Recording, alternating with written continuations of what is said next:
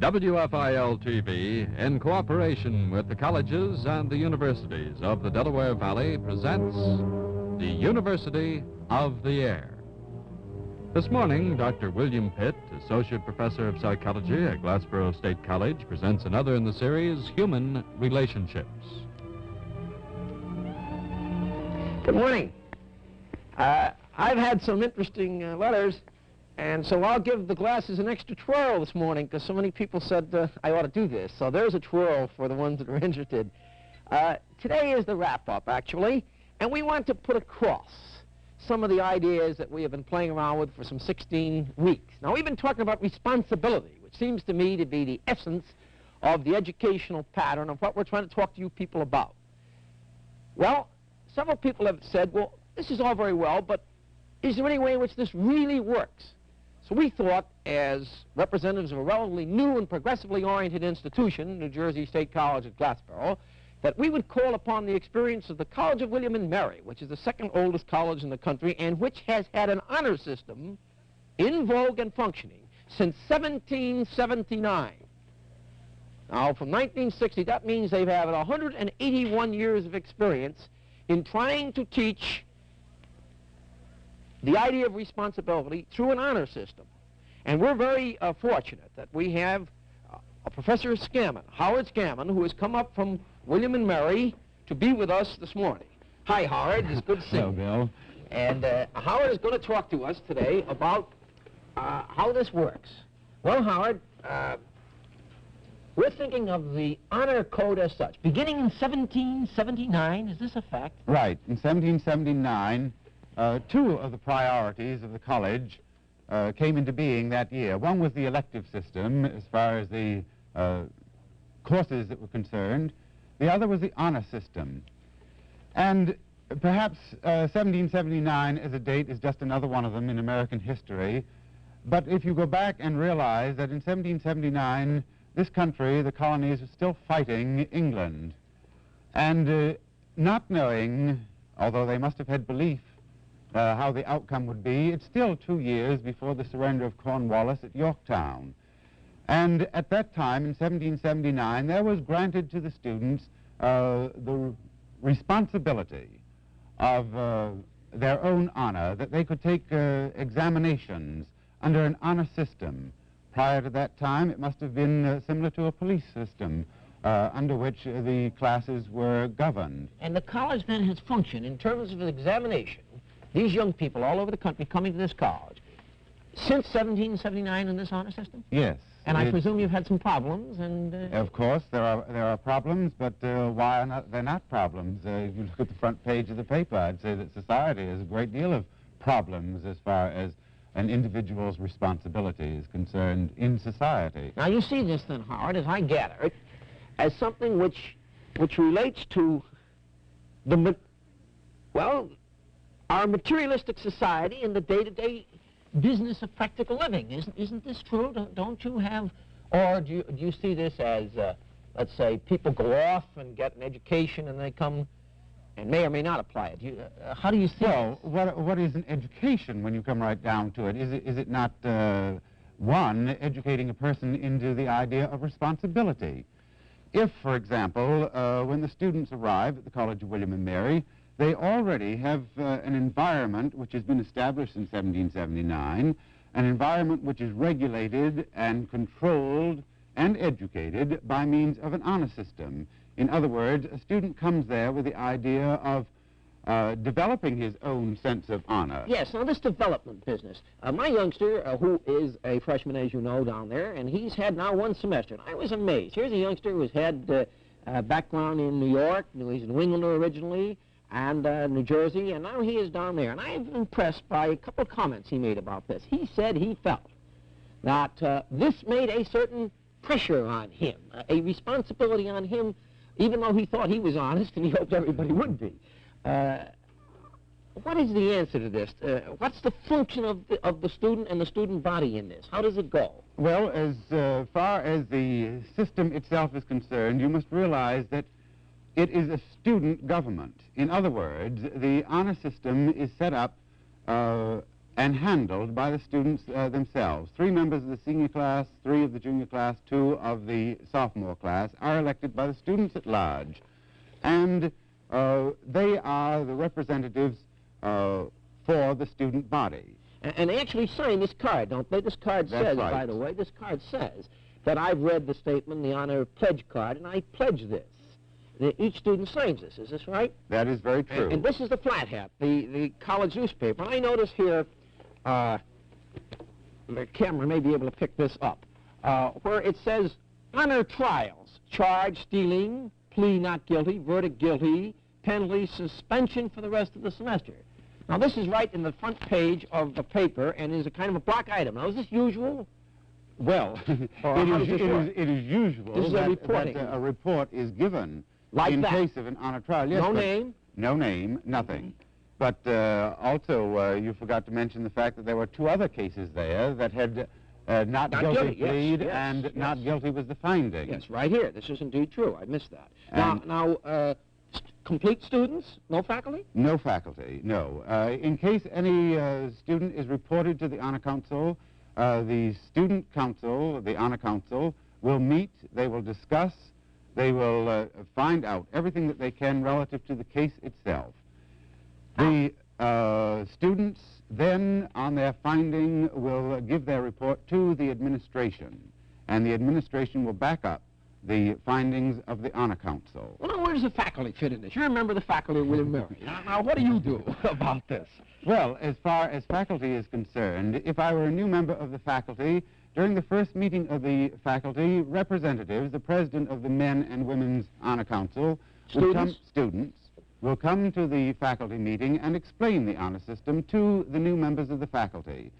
And they are urged to carry out the ideas of the honor system, and particularly if a work is to be pledged, to make that statement known to the students. What's this mean? A work to be pledged. This sounds like technical jargon. What does this mean? That means that the student is on his honor to do his own work. In other words, it is not something that he can go out and get all of these other students to give ideas to him. He must write his own ideas. That does not stop him, of course, from going along reading, finding out, getting background material with proper credit and sources to the same. But he must do his own work, and the faculty member must present that to the student, that it is a pledged work.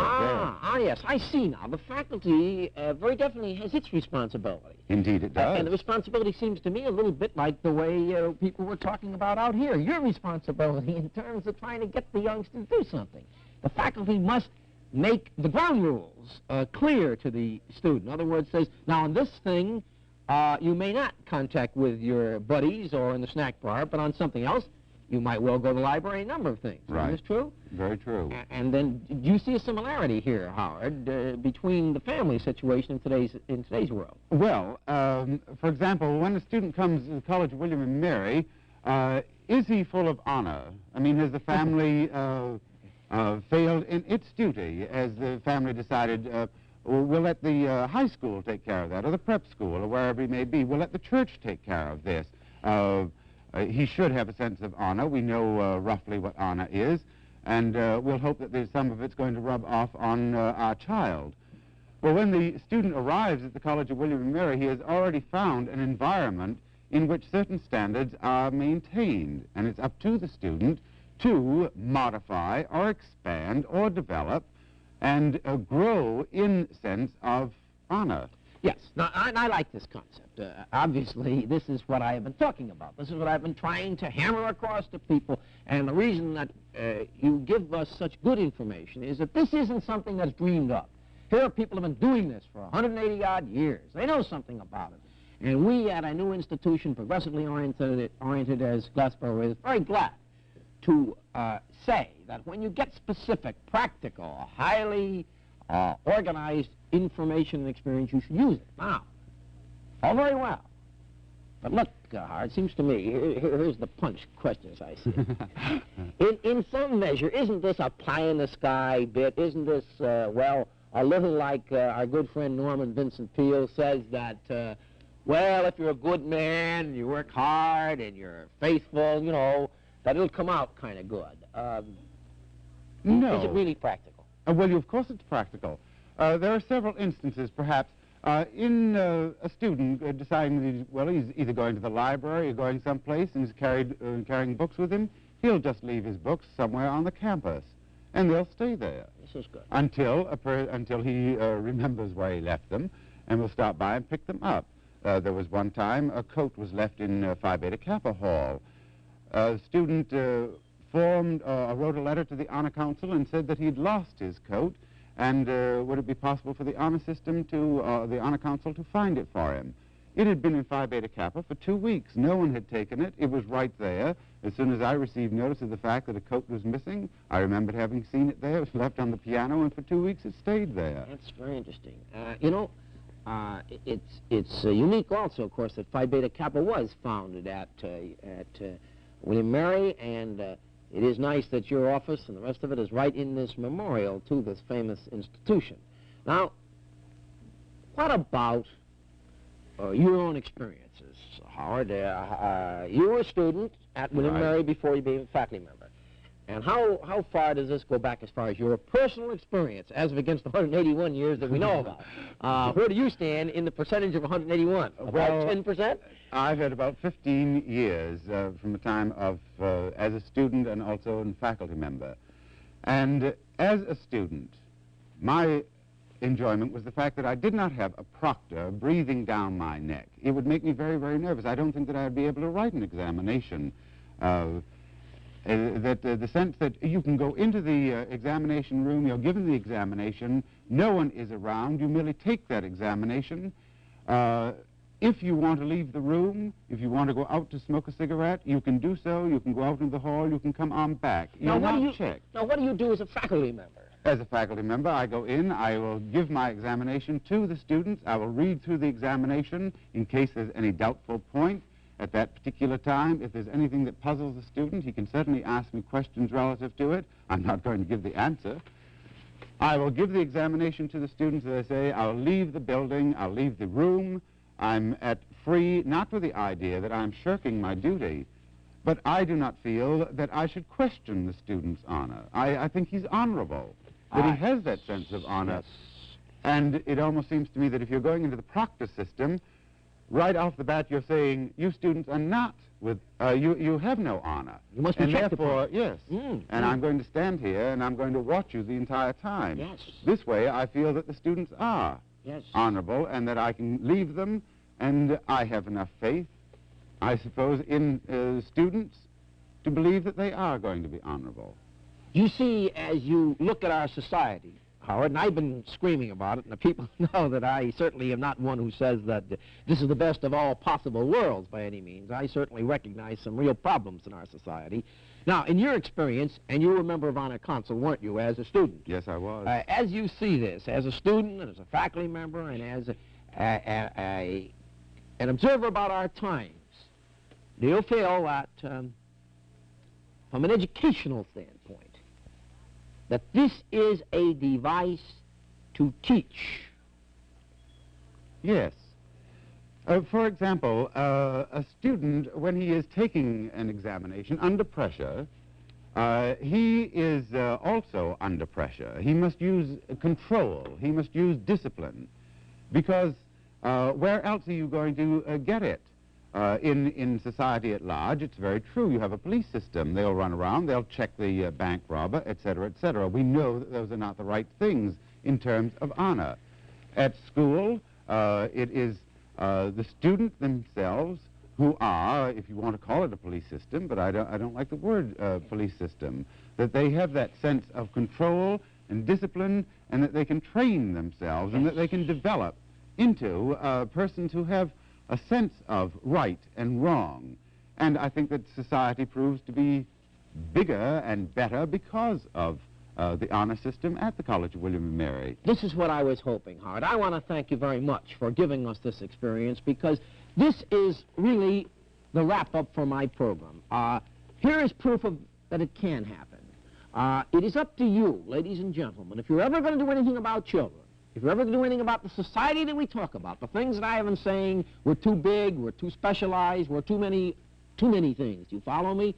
We must believe in a concept of the Holy Grail, that things can improve, that they will do better. And we do this by virtue of the kinds of experiences such as this. And it's up to you, ladies and gentlemen, to try to do something about teaching responsibility. Now you've seen how it is done.